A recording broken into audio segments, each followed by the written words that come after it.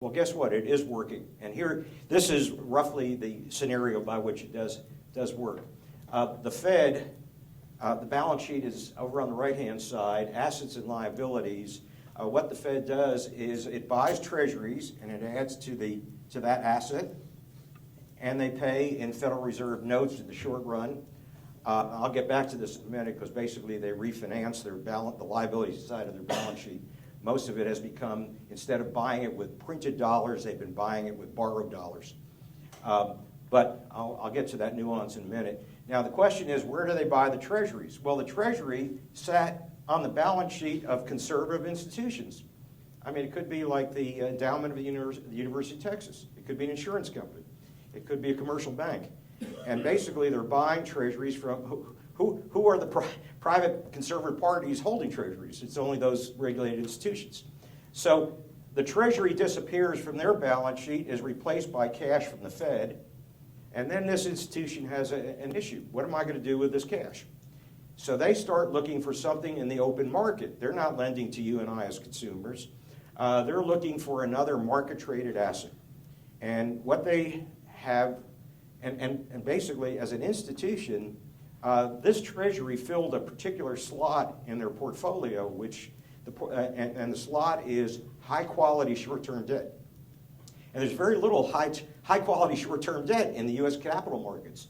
Do you realize? I hope you realize there are only, I believe, 4 U.S. corporations that are AAA rated. So you've got to find, and furthermore, mortgages as mortgage-backed securities as being AAA no longer flies. So they're basically now in a bind. If they sell the Treasury, they have to replace it with another short-term, high-quality asset. And there's virtually none left. So what is happening with that money is it is going to what is called the shadow banking system. Basically, the conservative institution is the shadow lender. And where they go with it typically is to a hedge fund or an iBank or some other entity that is, I'll call them a financial entrepreneur. It could be the Bill Gates Foundation. It could be the University of Texas Endowment. It could be, let's call it a hedge fund. By the way, there's a good reason to call it a hedge fund, because after all this crush down, I know the hedge funds are expanding because the hedge fund assets are back where they were in 2007. So it's obviously going through the hedge funds. And it's going through the iBanks, not so much the iBanks because they're more regulated than they were at the time. But hedge funds have been picking up. So basically, this conservative institution wants to lend this money short-term, high quality. And in their view, that what we could do is, instead of holding this, make a loan, and what is now becoming well-known is something called a repo loan, which is overnight over-collateralization lending. We'll lend it to some entrepreneur, like a hedge fund, and the hedge fund now has the loan. In the short term, it has the cash, and it replaces the cash with some kind of market asset. And the terms of the transaction, and this market is a market we know very little about. The reason is hedge funds are offshore, so they don't have to report, and virtually nothing is reported. It's neither reported in terms of balance sheets, nor is it reported at the time the loan is made, or the market transaction takes place. The Fed, believe it or not, basically was uninformed on this whole process, which they came to find out later, and now they're using it. Here's the terms of the trade for the hedge funds. They're borrowing the money from the conservative institution. They're over-collateralizing it with an asset that could be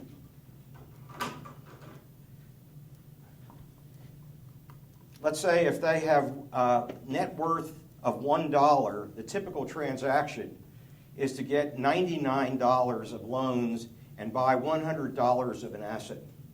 So basically, with $1 of capital, they're able to borrow roughly $99, and this loan is collateralized by $100 worth of market securities on an overnight basis. So the lender, who's a conservative institution, you got to scratch your head and say, why in the world is the University of Texas or an insurance company lending money to an offshore hedge fund where they're going to take the money, where $1 of their own capital, we're going to lend you 99 and you buy $100 worth of assets. The reason the lender has some comfort in this transaction is it's overnight. At the end of the day, electronically, this whole thing dissolves. The loan gets repaid, and so the lender says, okay, the asset that they might be buying, and by the way, what is the motivation? Well, think of this. If a hedge fund wants a high return, and they're borrowing highly levered, by the way, what is the cost of money to the hedge funds? Right now, the repo market lending rate is not quite zero, it's 25 basis points, a quarter of 1%.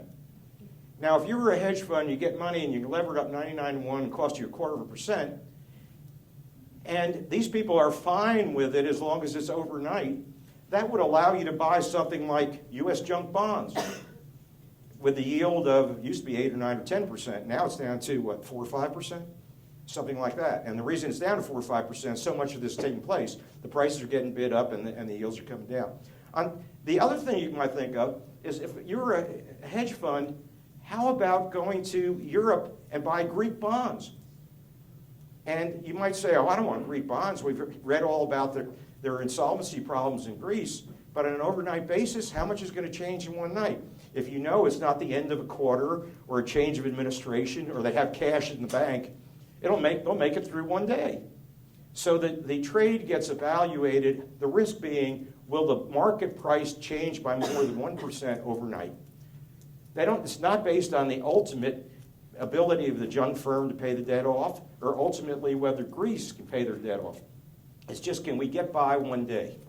So basically, we have this ironic situation is the conservative institutions are making highly leveraged loans to offshore hedge funds who are buying junk. And by the way, I should have brought in today's Financial Times. It turns out that the hedge fund earnings and bonuses this year exceed the commercial banking systems bonuses. They're making a lot of money. They're making a huge amount of money. The yield on a Greek, what is it, about 14 or 15? You got a cost of money of 0.25%. So you now have a spread of about 14, and you're not only making a spread of 14% on your capital, but times 99. That's why today's front page of the Financial Times says that the hedge fund guys are making more money than the commercial bankers by a large number. I think it might be the iBankers too, because the iBankers finally got constrained from doing this. That's what the Volcker rule was about, by the way. So why didn't the Fed put conditions on what the conservative banks can do with the money? And like you said, they want to have... The Fed doesn't regulate them. Well, they're the ones that are providing the quantitative easing, so Why is Sheila Bair allowing it?